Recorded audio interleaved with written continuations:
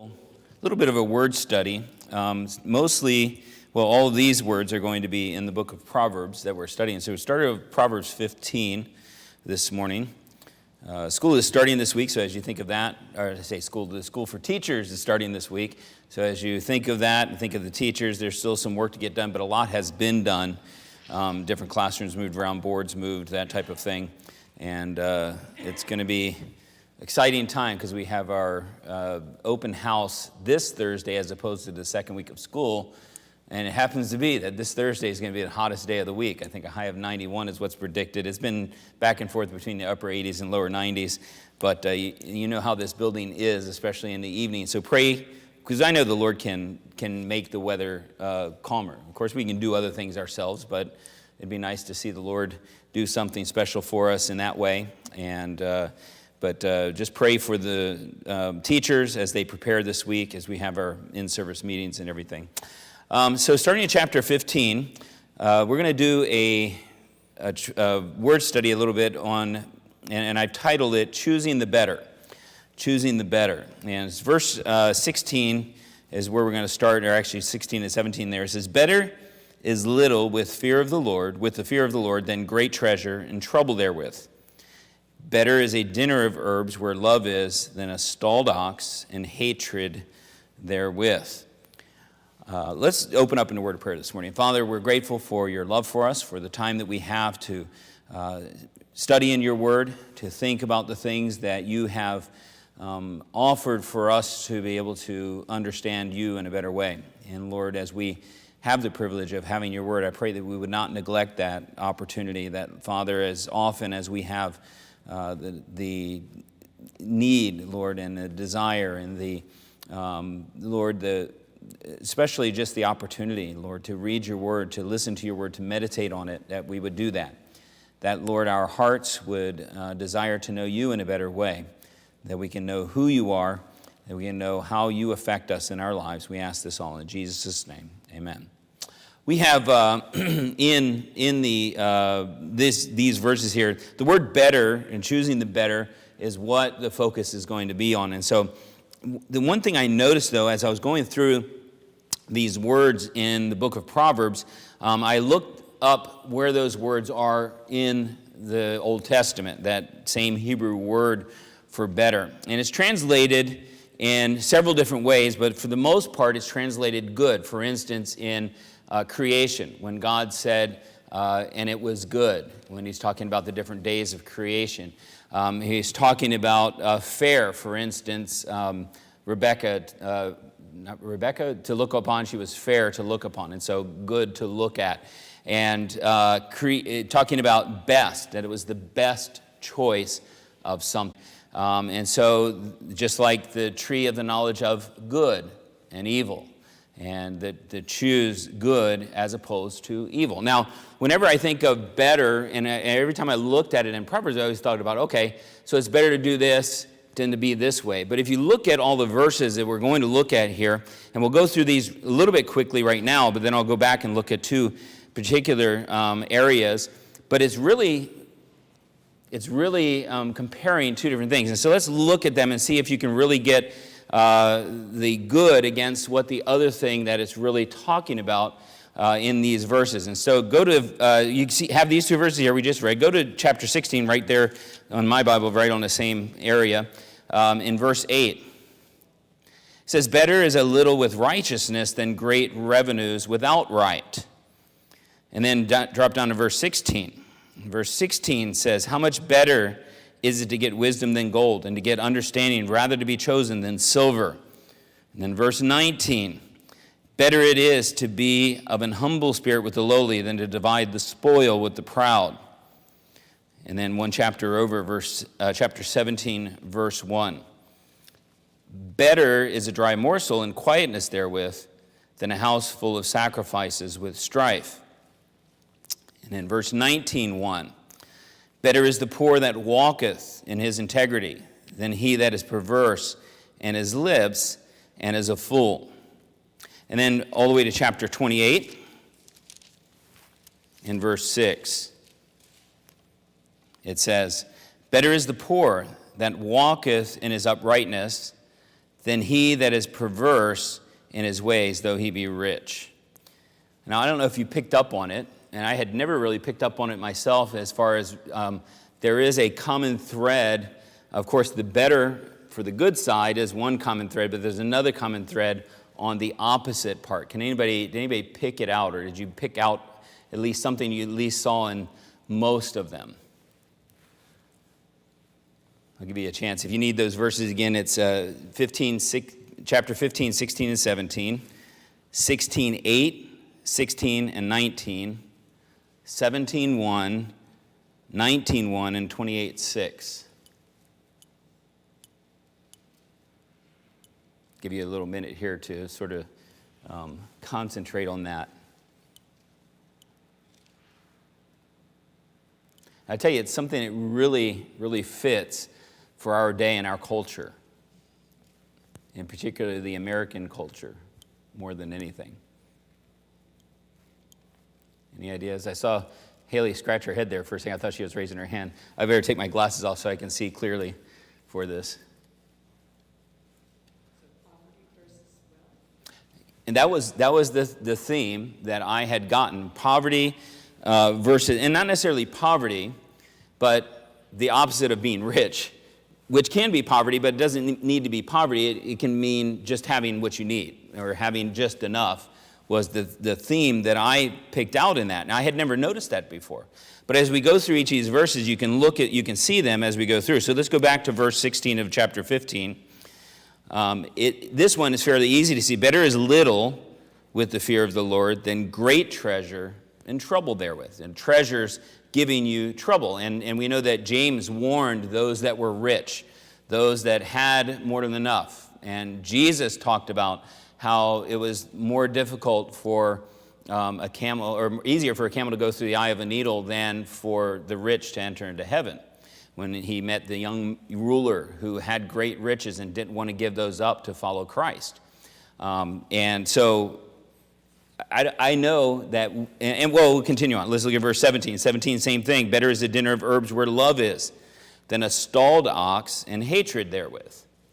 It kind of gives you, and starts to give you an idea of those that have money, those that have everything that we think would make a person happy in this life, that there are a lot of things that come with it as well, or can come with it. And so a stalled ox would indicate that that person has more than what they need to feed their family. The first better is a dinner of herbs where love is. And meat was not something that, it was a delicacy, or not delicacy, but a deluxe item in the normal meal of this day. And so that was those two. And then chapter 16, verse 8, where it says, better is a little, again, little, talking about amount that you have, with righteousness than great revenues without right.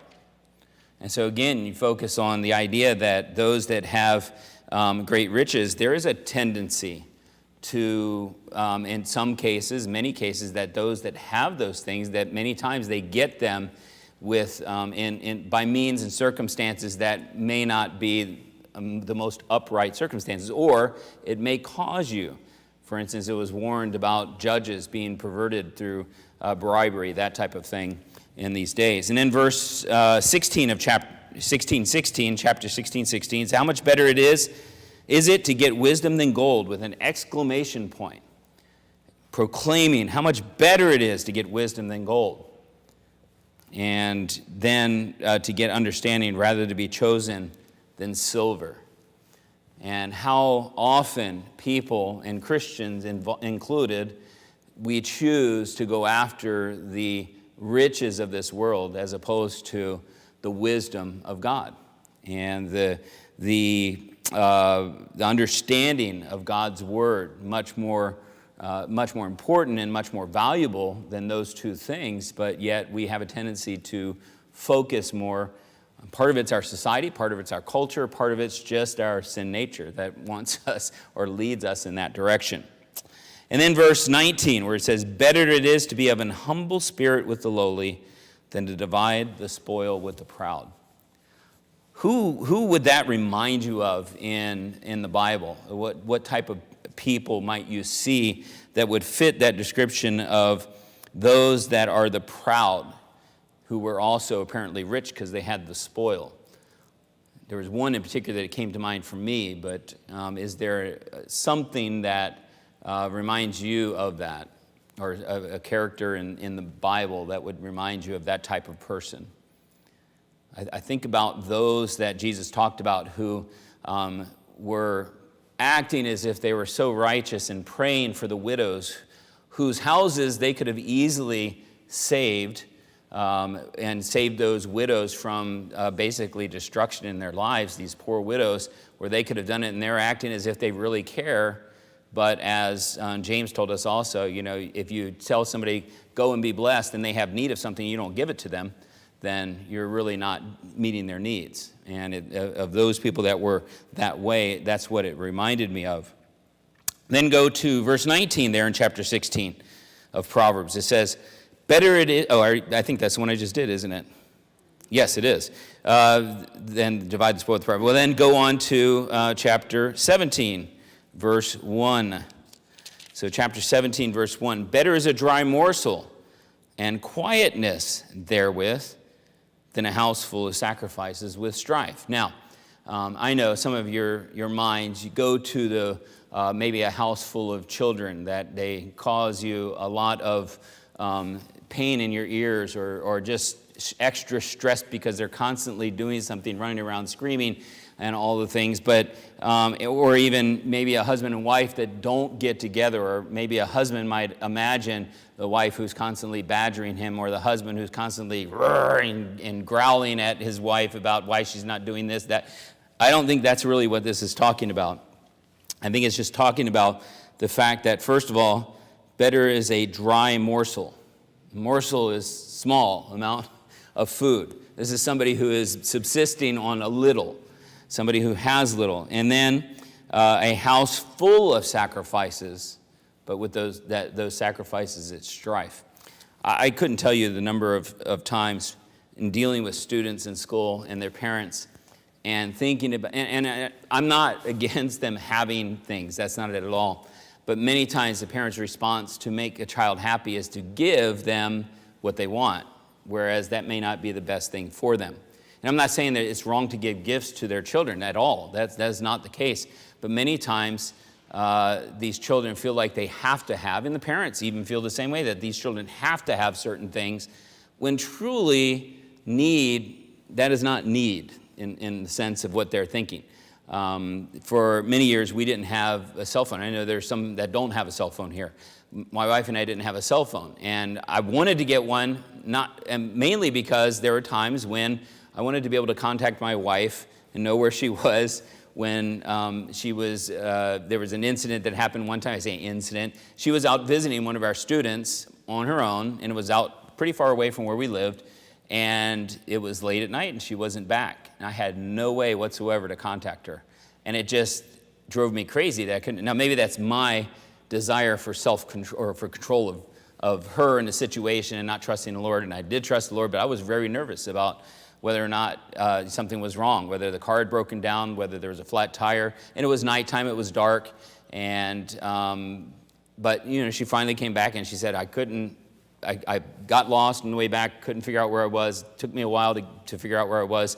Thankfully, and she didn't want to pull off somewhere either and try to call or anything like that. Payphones were not for those that might be younger and not know what those are, payphones, which were phones that you could actually go to outside and actually pick up and put money in and make a phone call, they were becoming less and less common. And she wouldn't have wanted to stop someplace to do that anyway. And so, but that desire, maybe I thought of that as a need, wasn't really a need, because before those existed, cell phones, you just dealt with it. You just did what you had. And so as far as that's concerned, but I can see today that can be a need. You can say a vehicle's not a need. There are other ways to get around. Right, Mr. Burke? You can walk everywhere, couldn't you? And I've walked from home more for exercise than anything else, not out of need, but we have other ways. But certainly it is a helpful and useful tool.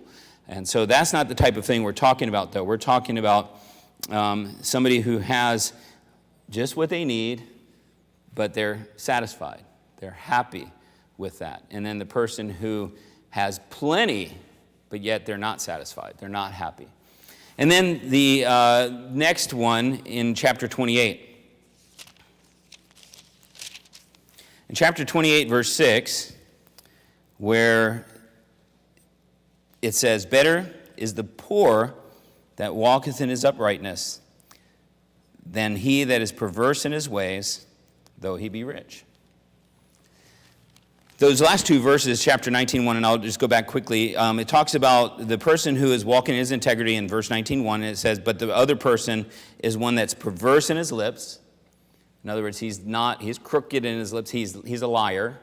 He's not honest in his dealings with other people, but he's also a fool, it says. And then in chapter 28:6, where it says, "The poor who walketh in his uprightness again, than he that is perverse in his ways."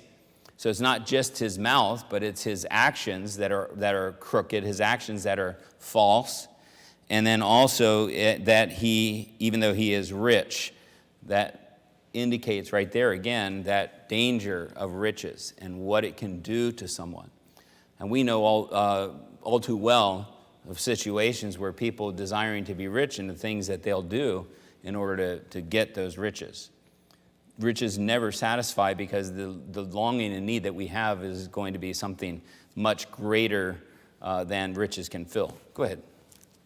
Don't we have a tendency to believe or trust rich people because they're rich? Yes. Not to quote a musical called Fiddler on the Roof, but people do that. Because somebody's rich, they think they really know. Well, think about, and this is one of the examples I was going to give, but think about the disciples. When he talked about the rich man who it was harder for him to get to heaven than or a rich man to get to heaven than it was to go through the eye of a needle, that right there would indicate that, the disciples themselves, they had that philosophy, because they thought, what? Are you kidding me? How in the world can anybody be saved then? Because the whole idea was, if you had money, you must be blessed by God, and that means that you're in his favor, which means you're probably going to heaven one day. I think about his other example of the rich man and Lazarus, who the Lazarus had nothing, obviously cursed by God, which is what the society would have thought. That cursing by God, but yet all he wanted was just a little bit of food, and the rich man wouldn't even give that.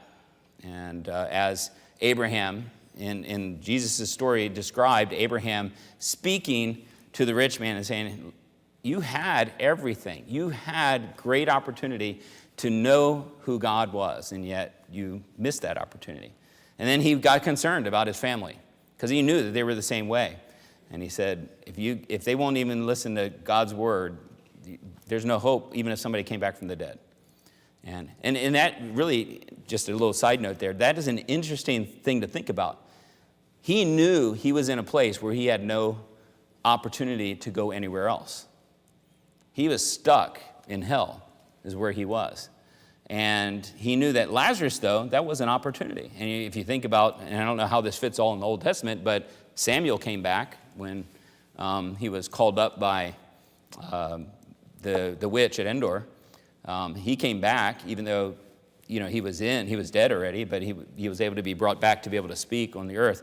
But the rich man could not. He could not come back. He had no hope whatsoever. So then, moving on we're going to talk about two different parts of this, or maybe three different parts of this. Yeah, we probably have time for all three. Overall, these verses about being better are talking about our desires, our status, our goals in this life, and our purposes in this life, and maybe some other things. What other things might you gather when you think about all these things about being better that might talk about? I mean, I probably covered generally, at least, most of those areas, but anything else that you can think of that might cover in life? These verses strike me as it's better to be walking with the Lord than to be walking with the world. Yeah. I mean, you have rich people in the Bible who were good men, upright of heart. Joseph of Arimathea was one, very rich, and yet he knew what his true need was. And then one of the people we're going to talk about, which had a change of heart, we'll talk about in a little bit here too. Okay? So good point. It's really all about walking with God more than anything else. Anybody else? All right. If you have anything you want to say, if you just pop in. I know that I have a tendency to just talk and talk and talk. Just ask my wife and she will tell you. Let's go ahead to the book of Daniel, chapter 6. Let's do this. Sorry. Let's go back to Proverbs 16. Proverbs 16, I want to focus on a little bit. Because one of the things, and James talked about, that happens, and it includes the strife and everything, but chapter 16, we're going to read from 16 to verse 19. How much better is it to get wisdom than gold, and to get understanding rather to be chosen than silver? The highway of the upright is to depart from evil. He that keepeth his way preserveth his soul. Pride goeth before destruction, and a haughty spirit before a fall. Better it is to be of an humble spirit with the lowly than to divide the spoil with the proud. Now, there are several examples in the Bible that you can think about of somebody, especially focusing on verse 18. But verse 19 does talk about being of a humble spirit, and that indication that those that are poor have a tendency to have a little bit more of a humble spirit. Now, that doesn't say that's automatic. It's not. We know that that's not the case. But the idea that rather it is better to be of a humble spirit with the lowly than to divide the spoil with the proud. And you go back to verse 18, pride goes before destruction, and a haughty spirit before a fall. And so there you have a couple of stories that came to mind. Number one, go back to Daniel chapter 6. Now, Daniel has been a book that recently the Lord has really helped me to see some things that I hadn't seen before.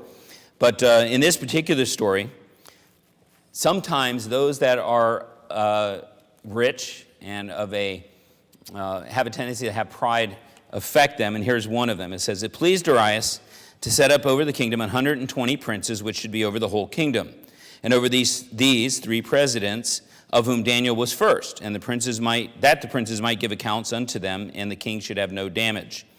Then this Daniel was preferred above the presidents and princes, because an excellent spirit was in him, and the king thought to set him over the whole realm." Now, I'm not going to read the story. I'm going to give you a synopsis here. But basically, the other 122 people were jealous of Daniel. And they could not find anything wrong in the way he lived his life, in the way that he did his job. And they hated him even the more for it, to the point that they made up this idea that they're going to use Darius's pride, or his the way that some people will try to butter us up, to get us to do something that was the wrong thing to do. And so go down to verse 10. So they make up this law that basically anybody prays to anybody except for the king for 30 days would be thrown into the den of lions. And it says in verse 10, "Now when Daniel knew that the writing was signed, he went into his house, and his windows being open in his chamber toward Jerusalem, he kneeled upon his knees 3 times a day and prayed and gave thanks before his God as he did aforetime." Makes you wonder, in our lives, can somebody say, "Oh yeah, I see him regularly reading his Bible. I see him regularly praying. I see him regularly or her regularly talking about the Lord.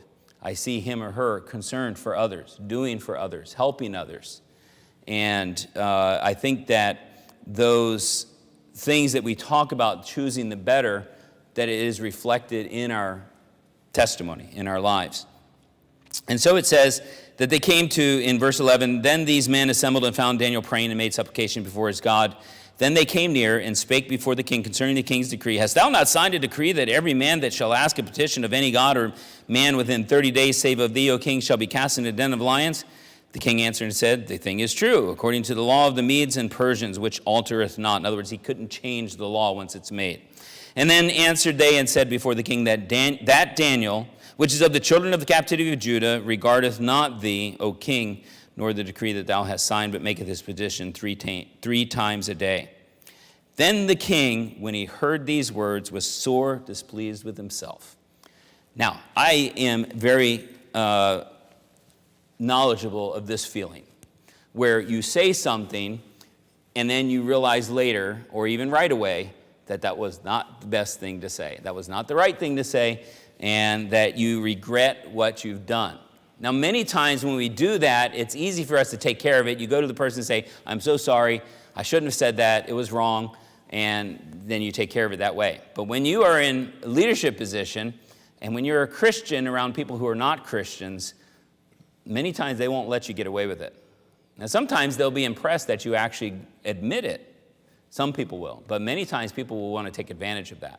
And it's one of the issues that in our politics, that many people die because they have, I say die, their political career dies because of doing things like this. So they'll say something they shouldn't have said, done something they shouldn't have done, and then they end up, and as the verse talks about, see, I had it written here, I didn't have it written down, but the one where it talks about the words, that those who spare the words will, even a fool is counted wise when he holds his tongue, when he doesn't speak, and that's a much better way to handle life. And so here then you have a king who made a poor decision.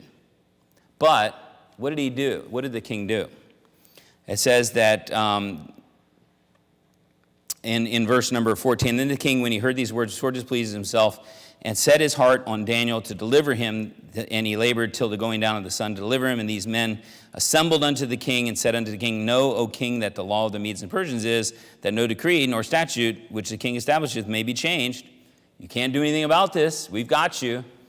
And of course, then the king commanded and brought Daniel, and he says at the end of verse 16, it says, Daniel, thy God, whom thou servest continually, he will deliver thee. So he made a mistake, but then he put his trust in God to help him through that mistake. That is somebody who fears the Lord, somebody who realizes that he is really not as important as he thought. And of course, for those of you that are familiar, you know the story. Daniel was thrown in the lion's den. Daniel mentioned to the king next morning, God sent his angels to close the mouths of the lions. And then the king's like, all right, get him out of there. Now let's throw all those men, because he knows one thing about that.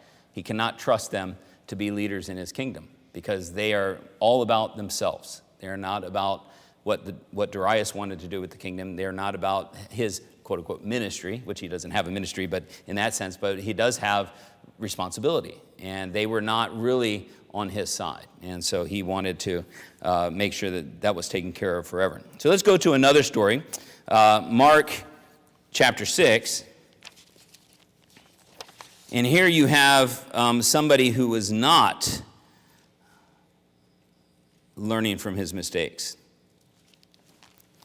In Mark chapter 6, starting in verse 14,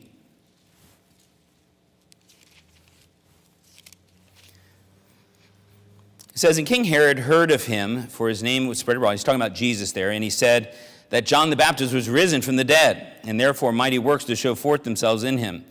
Others said that it is Elias, and others said that it is a prophet, or as one of the prophets.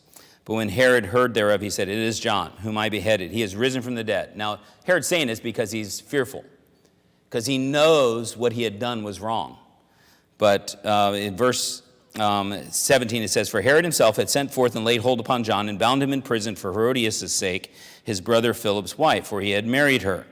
For John had said unto Herod, It is not lawful for thee to have thy brother's wife. Therefore Herodias had a quarrel against him, and would have killed him, but she could not. In other words, she's talking about John the Baptist.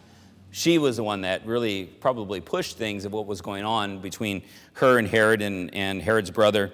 And it says, For Herod feared John, in verse 20, knowing that he was a just man and an holy, and observed him. And when he heard him, he did many things, and heard him gladly. And when a convenient day was come, that Herod on his birthday made a supper to his lords, high captains, and chief estates of Galilee. And when the daughter of the said Herodias came in and danced and pleased Herod and them that sat with him, the king said unto the damsel, Ask of me whatsoever thou wilt, and I will give it thee. Pride. I've got the power, I'll give it to you. Not thinking before he spoke again, which is a big problem that human beings have. It says, And he sware unto her, Whatsoever thou shalt ask of me, I will give it to thee unto the half of my kingdom. And she went forth. and said unto her mother, What shall I ask? And she said, The head of John the Baptist. The mom who saw an opportunity here to get what she had wanted originally, which was for John the Baptist to be killed because of what he had said about her sin, that he was open about that. And then in verse 26, though, and the king was exceeding sorry. Yet, for his oath's sake, in other words, his pride was more important than what was right. He knew what was right, but his pride was more important. And it says that he would not reject her. And immediately the king sent an executioner and commanded his head to be brought, and he went and beheaded him in the prison. And so there you have that pride that we talked about in chapter 16 there, that pride, a haughty spirit, a lifting up of the spirit that Herod with John the Baptist. Oh, here's that verse I was telling you. Proverbs 17:28, even a fool, when he holdeth his peace, is counted wise, and he that shutteth his lips is esteemed a man of understanding. Choose the better. Choose the better. Choose to think and not speak before, or I'm sorry, choose to think before you speak, so that you can make wise decisions, so that you won't say something that you regret later. And so those the pride and the riches there seem to go hand in hand many times. The pride and riches and power, I guess, is another aspect of that. Look at chapter 17, verse 1 there, back in the book of Proverbs. So 17:1.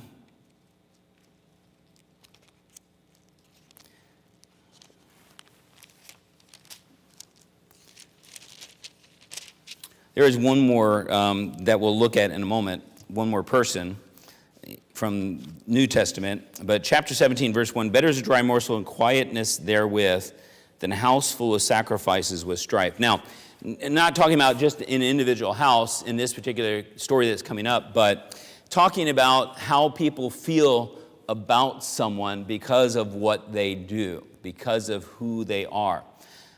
Because of how they live their lives or the things that they're involved with that people are not happy that they're involved with.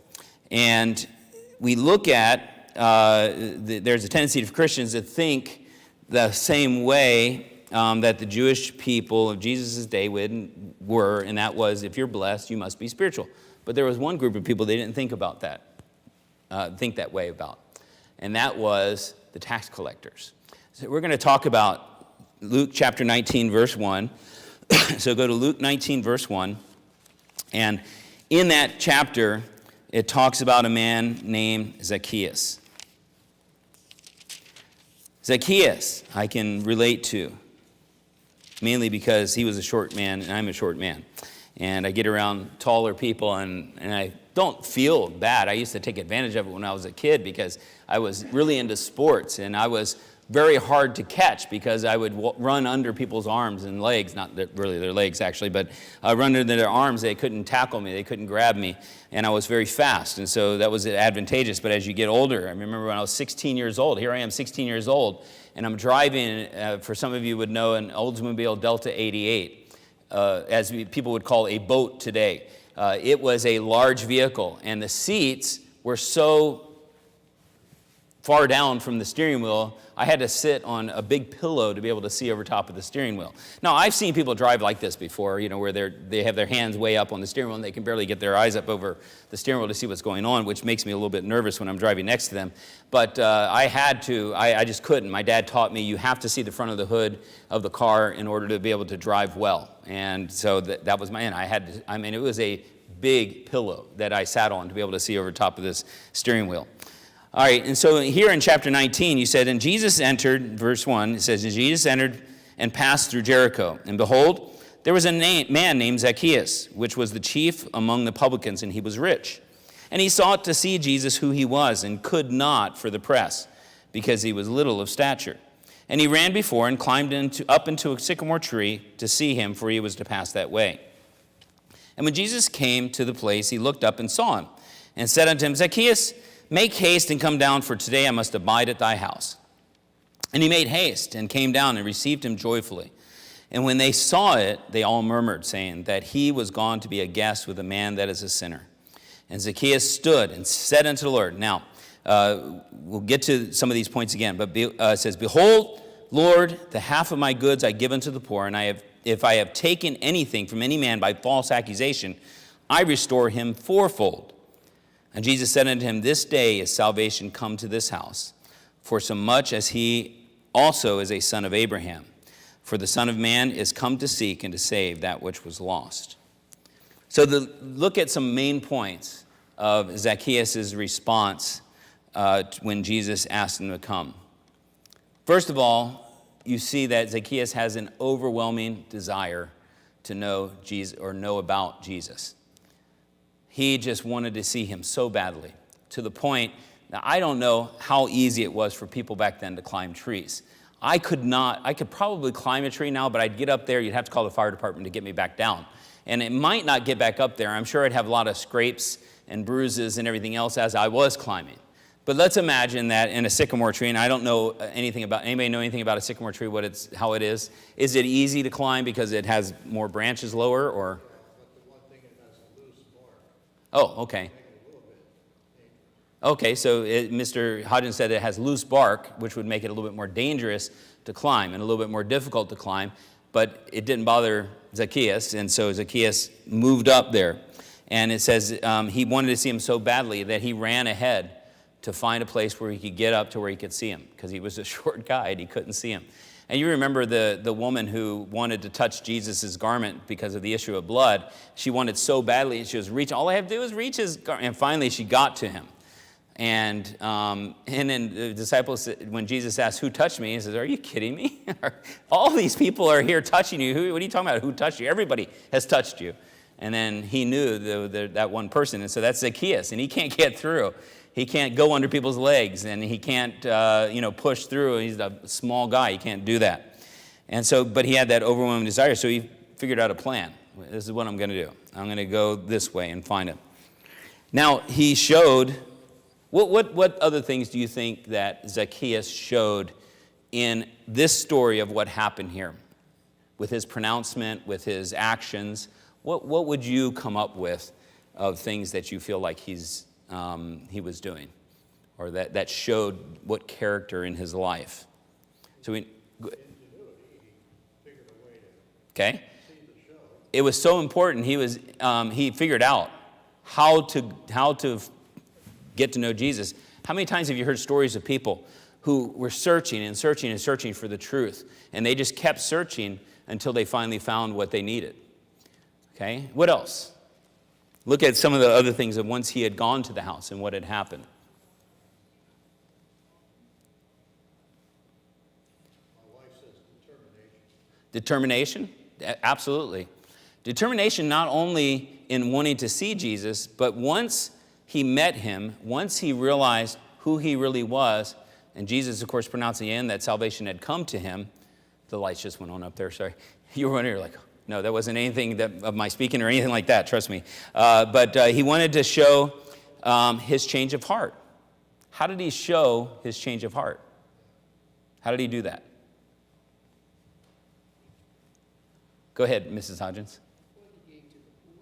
Okay.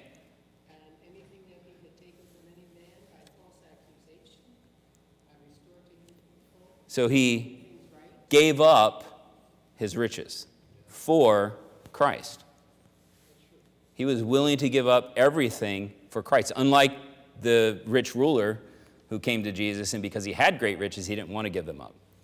So he wanted to show his change of heart. How did he show it? By being willing to give everything that he needed to give. And I thought about it, half of his money to the poor. Now, I don't know how rich he was. I don't know how rich tax collectors were. He was the chief of the tax collectors, so he got money from not only from tax collecting himself, but he probably got the best customers, so to speak. And but he said that those that he had cheated, he was going to pay back not just what he had cheated them, but fourfold.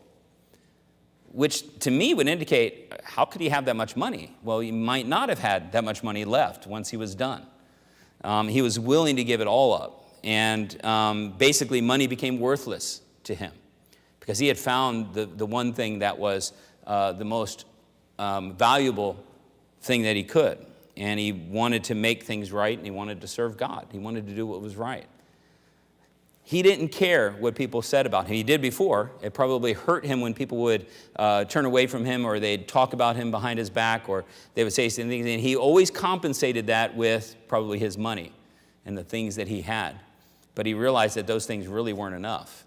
And so it says that, or basically money had become worthless to him, but Jesus was the most valuable thing.